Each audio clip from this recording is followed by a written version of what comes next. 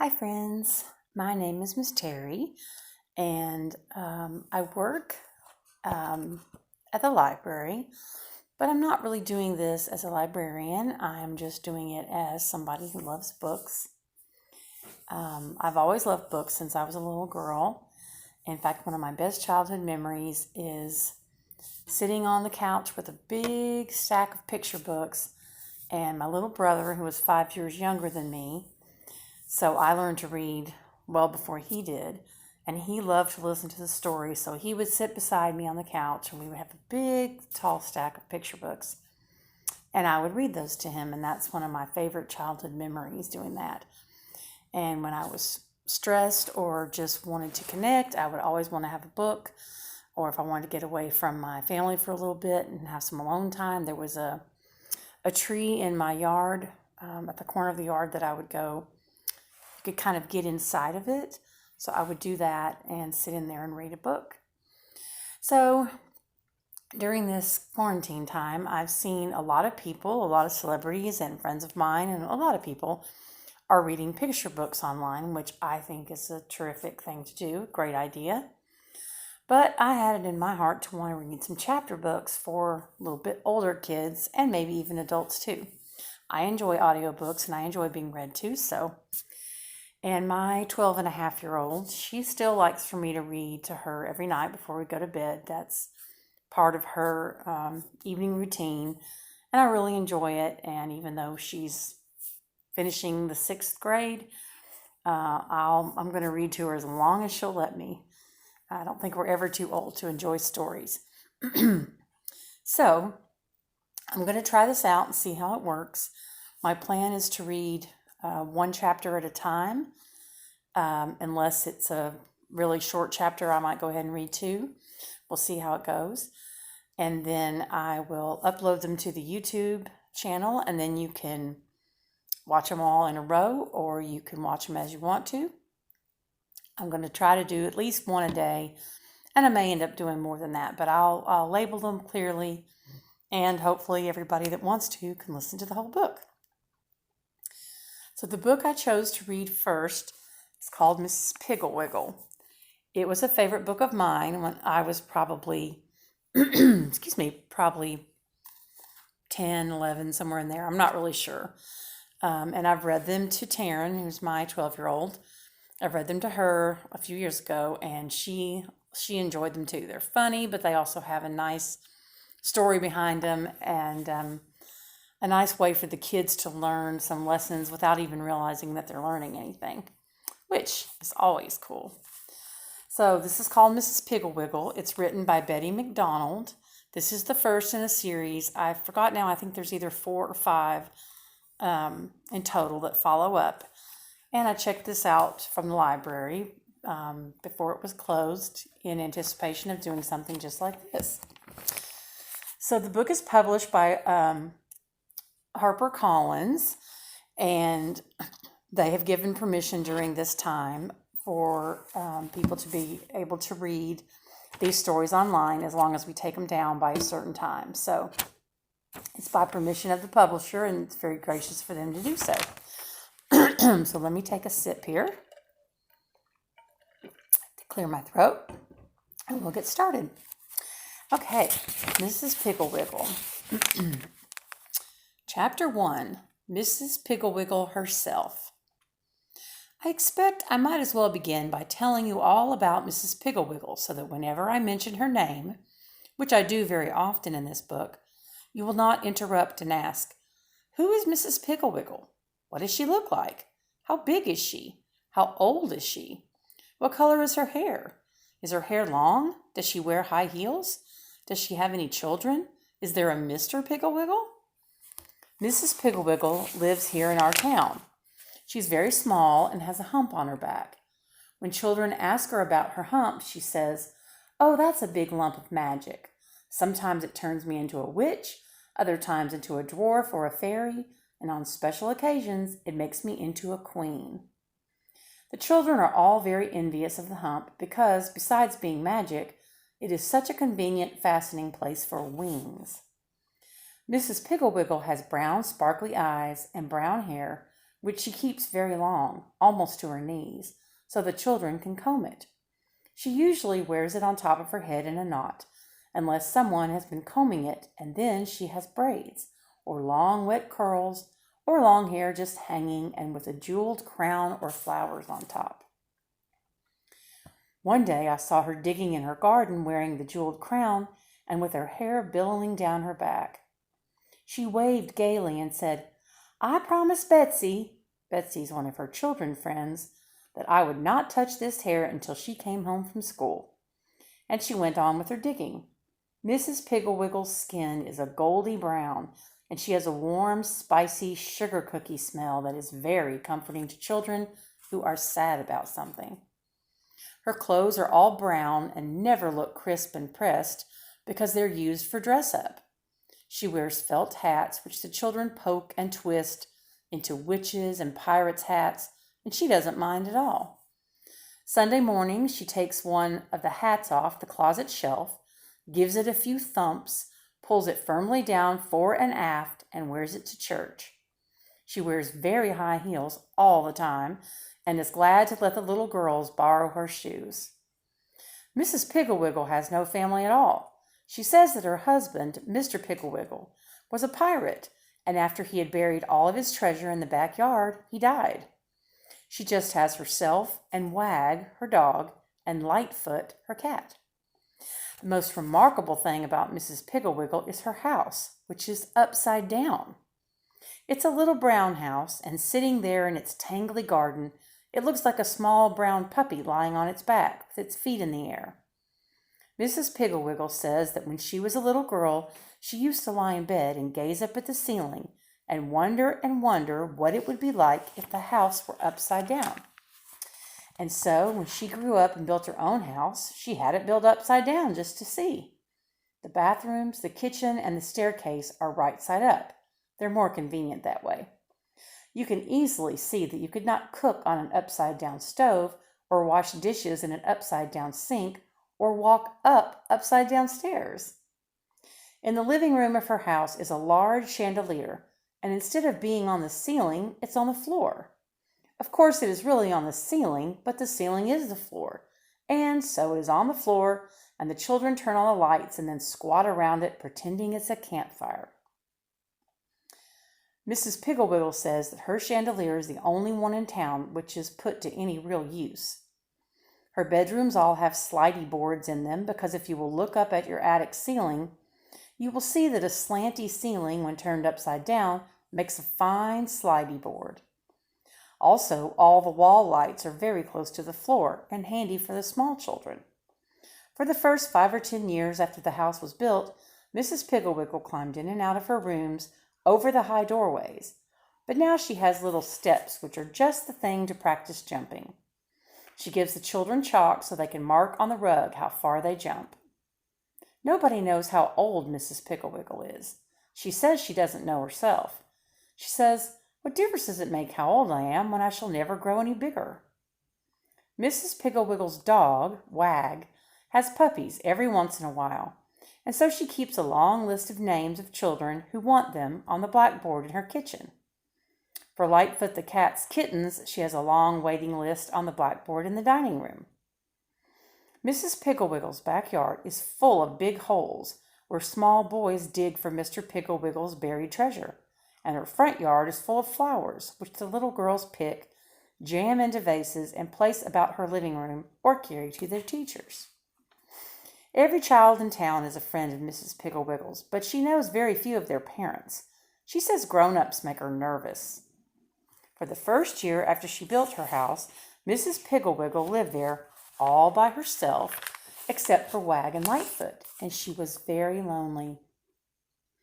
Then one dark, rainy afternoon, when she was baking sugar cookies and thinking how much fun it would be if she knew someone besides Wag and Lightfoot to invite for tea, she happened to look out of her kitchen window, and there, coming up the street in the pouring rain, dragging a big suitcase and bawling, was a little girl.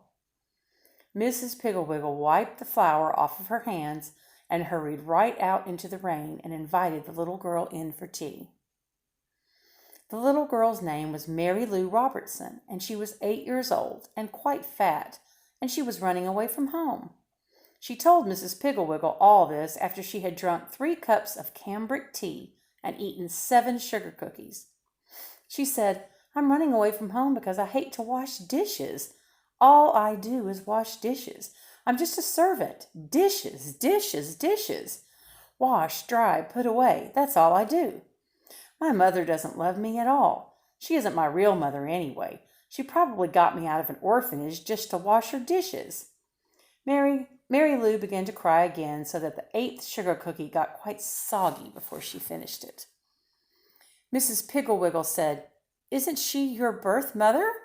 Mary Lou said, "She says she is, but no real mother would make you wash dishes." What do you guys think? "Now that's a funny thing," said Mrs. Piggle-Wiggle. "I mean you're hating to wash dishes so much, because you see, I like to wash dishes. In fact, I enjoy washing dishes so much that a cause of great sorrow to me is the fact that the only dishes I must wash are for Wag, Lightfoot, and me.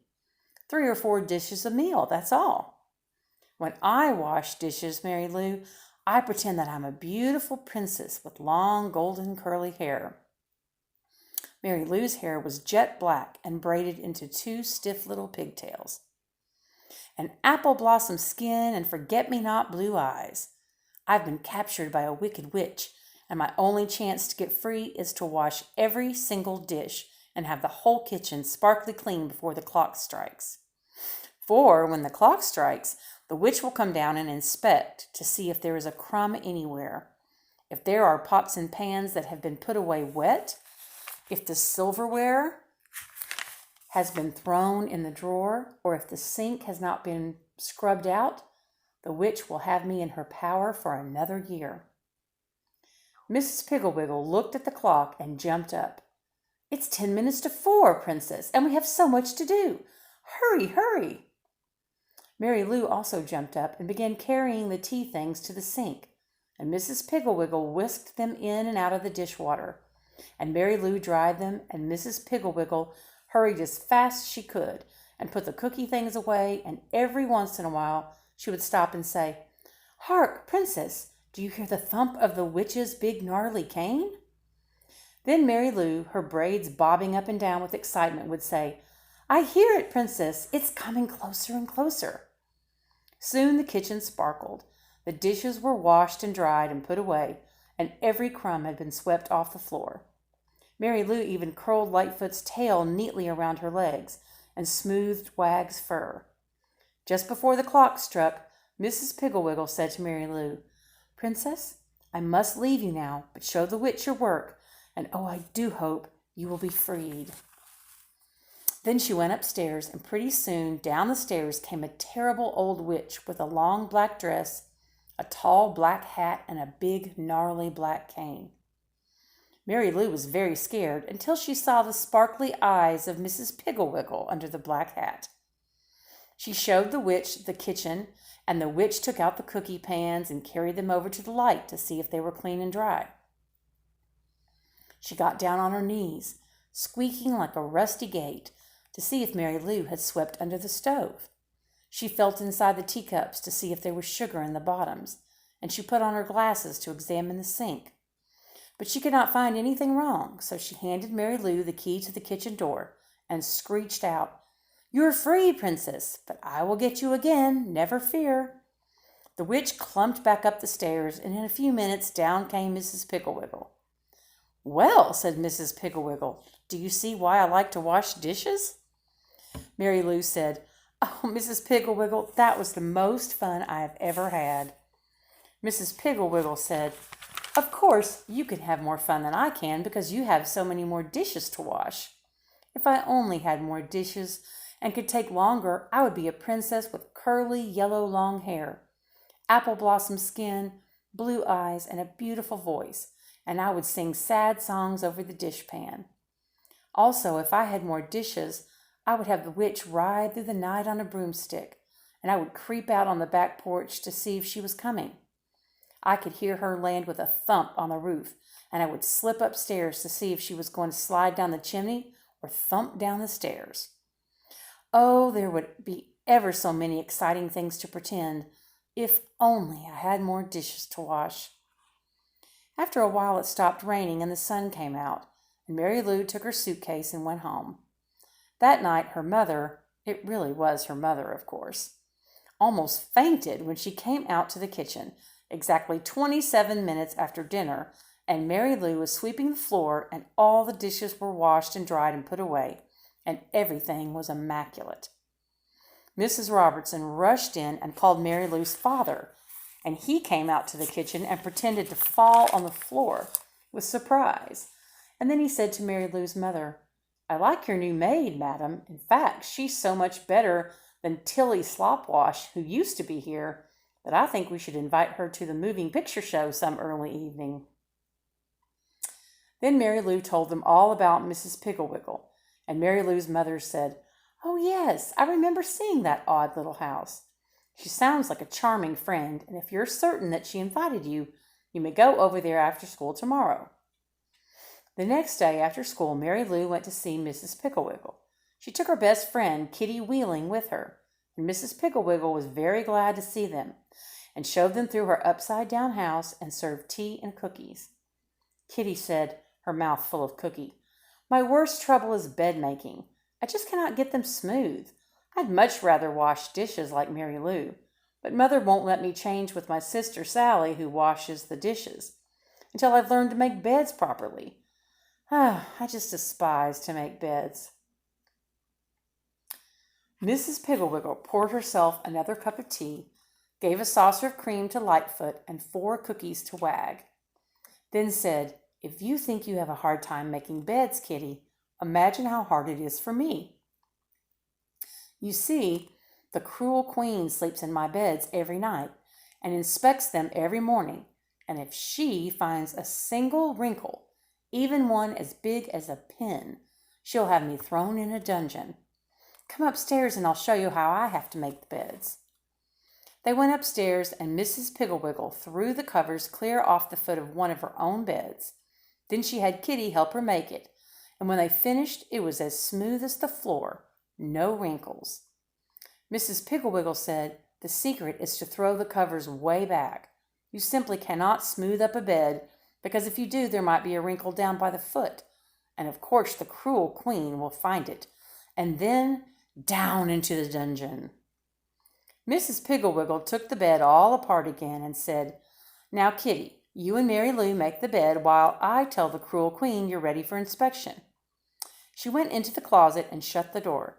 When she came out, just as Kitty and Mary Lou finished the bed, she was no longer Mrs. Piggle-Wiggle, but the wicked, haughty, cruel queen. On her head she wore a glittering, jeweled crown. Her hair hung down her back in deep waves. Around her shoulders she had a purple fur-trimmed robe, and on her face she wore a smile so cruel it made Kitty's teeth chatter. She stalked over to the bed and lay down. With her gold slippers she felt the bottom of the bed. With her ringed fingers she felt the top and the sides. She stood up, and with her scepter she pulled back the spread to see if the pillows were wrinkled. Everything was perfect. The cruel queen's face became convulsed with fury. She yelled, "Not a wrinkle, not a single lump. I'm furious.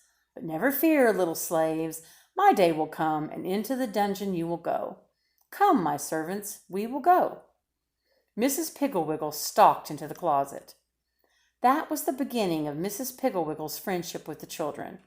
The next day, Mary Lou and Kitty's little brother Bobby, and Bobby's friend Dickie went to Mrs. Piggle-Wiggle's for tea.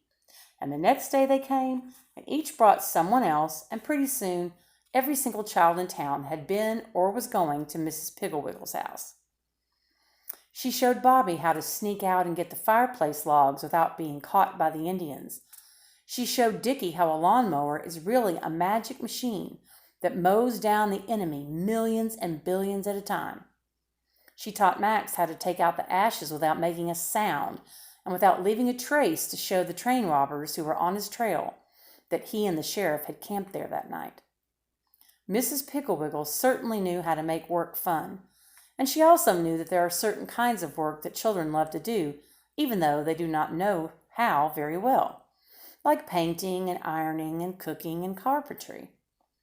One day at Mrs. Piggle-Wiggle's there were two little girls baking cookies, one little boy baking a pie and getting flour on the floor and eating most of the dough, a little girl ironing, in a very wrinkly fashion, all of Mrs. Piggle-Wiggle's clean clothes, four boys with paint on their faces and feathers in their hair, chopping kindling, two boys painting the doghouse, three little girls darning old pirate socks of Mr. Piggle-Wiggle's, and pirates everywhere, digging in the backyard, shooting and yelling, running through the house and grabbing hunks of raw cookie dough. Mrs. Piggle-Wiggle was sitting over in a corner of the living room sewing on doll clothes. She was wearing the jeweled crown, and Kitty Wheeling was standing beside her throne, which was a chair with a tablecloth draped over it, dipping her hairbrush in a glass of water and making Mrs. Piggle-Wiggle's hair into long, wet curls. Kitty said, "Your Highness, shall I use the gold or the silver hairpins?" Mrs. Piggle-Wiggle said, "Oh, let's use the ones with the diamonds in them, hairdresser. They look better with this crown." Just then the telephone rang, and it was some mother wanting to know what to do with her little girl who wouldn't take a bath. And that is how Mrs. Piggle-Wiggle got started with her wonderful cures. She told Hubert's mother about the won't pick up toys cure, Patsy's mother about the radish cure, Alan's mother about the slow eater, tiny bite taker cure, Anne and Joan's mother about the fighter quarrelers cure, Dick's mother about the selfish boy cure, Mary's mother about the answer backer cure, and Bobby and Larry and Susan's mother about the never want to go to bedders cure. So that's the end of chapter 1, and it gives you a little hint about things that are going to happen in the next chapters as Mrs. Piggle-Wiggle helps to solve the problems that the kids have. So I hope you enjoyed that. I hope this experiment will work out, and that if at least one of you enjoys the stories, then it's worth it to me to read them. So I'll keep putting these on YouTube. I'll do at least one chapter again tomorrow. We'll see how the day goes. I might do more than one at different times. But I'll label the video so you can tell which it is. And if you want to subscribe so you can find it, that's cool with me. I hope you enjoy the story, and I hope you have a good evening. Stay safe.